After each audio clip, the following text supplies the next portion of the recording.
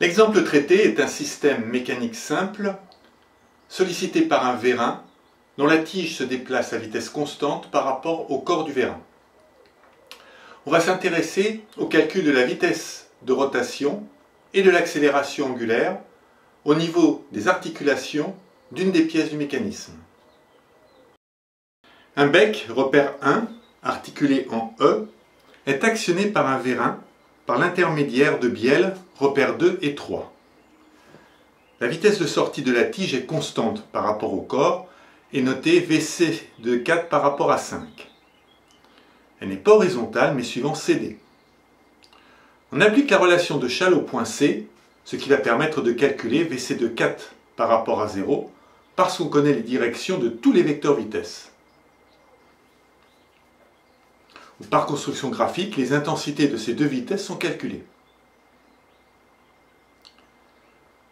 En remarquant que Vc de 4 par rapport à 0 est égal à Vc de 2 par rapport à 0, et que Va de 2 par rapport à 0 est égal à Va de 1 par rapport à 0, on peut trouver le centre instantané de rotation de la pièce 2 par rapport à 0, puis calculer graphiquement la vitesse angulaire de 2 par rapport à 0, et enfin Va de 2 par rapport à 0 pour finalement déterminer la vitesse angulaire du bec repère 1 par rapport au bâti. Pour déterminer la vitesse angulaire de 2 par rapport à 1, c'est-à-dire la vitesse angulaire au pivot A, il faut calculer Vc de 2 par rapport à 1. Là encore, la relation de Schall va être utilisée pour résoudre ce problème. La détermination complète de Vc de 2 par rapport à 1 donne alors directement accès à la vitesse angulaire de 2 par rapport à 1. La méthode type énergétique nécessite le paramétrage des vitesses qu'on souhaite calculer à partir du paramétrage du vérin, c'est-à-dire la distance CD. En appliquant un faible déplacement de la tige delta CD, on mesure les variations angulaires des différents pivots. Ces deux méthodes vont être mises en œuvre et comparées sur une esquisse paramétrée. Attention au cours de la construction de l'esquisse de ne pas accrocher des horizontalités ou verticalités qui ne sont pas, et ne pas oublier les perpendicularités. Attention également à vérifier que les côtes ne sont pas des projections horizontales ou verticales. On trace en ligne de construction le triangle des vecteurs vitesse dans une position quelconque qu'on cote de façon à ne pas coter les projections des côtés du triangle. Seulement ensuite, on met en place les contraintes de parallélisme et de collinéarité, et non pas de verticalité et d'horizontalité. On fixe la vitesse du vérin à 100 mm par seconde par exemple, et on en déduit instantanément les autres vitesses. La construction du centre instantané de rotation de 2 par rapport à 0 et le calcul de Va de 2 par rapport à 0 se fait suivant le raisonnement réalisé précédemment.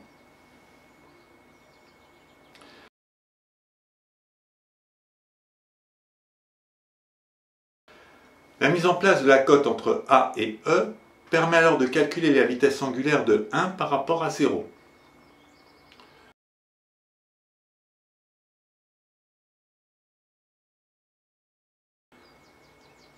Pour réaliser le calcul type énergétique, il faut faire un copier-coller de l'esquisse et la décaler par rapport à la première avant de la superposer. Les éléments en trop sont supprimés et certaines cotes sont remplacées par des contraintes d'égalité avec la première esquisse. Ceci afin de soulager la présentation de l'esquisse. Le décalage du point C sera utilisé pour s'assurer de la bonne précision du calcul, mais n'interviendra pas dans l'équation de calcul de la vitesse angulaire. Il faut prendre en compte la différence de cote du vérin, ici 356,1 moins 344. La mesure de la variation de l'angle de la pièce 1 par rapport à 0 est directe, alors que celle entre la pièce 2 et 1 au point A nécessite deux cotes dont on prendra en compte la différence dans l'équation pour le calcul de oméga de 2 par rapport à 1. Les deux vitesses angulaires sont calculées toujours de la même façon à partir d'une droite cotée pilotée par les équations correspondantes.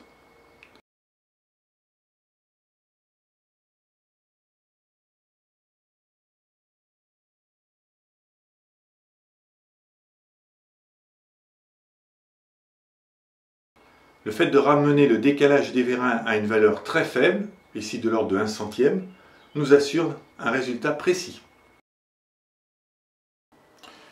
On peut, en continuant ce raisonnement, déterminer l'accélération angulaire de la pièce 1 par rapport à 0, ceci afin de connaître l'effort dynamique que doit fournir le vérin pour mettre en mouvement ce système.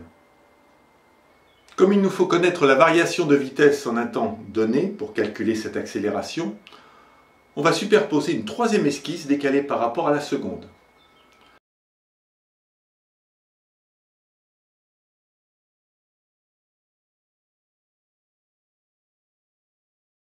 On va supprimer le décalage du point CD et on va le remplacer par une cote delta L indiquant la variation de sortie de la tige du vérin. Des équations vont piloter les cotes des vérins des deuxième et troisième positions par rapport à la première. La variation d'angle de la pièce, repère 1, entre la position 2 et 3, est également mise en place. Une droite cotée, pilotée par une équation, va nous donner accès à l'accélération de 1 par rapport à 0, qui n'est pas constante, comme on peut s'en apercevoir facilement en modifiant la cote du vérin en position 1.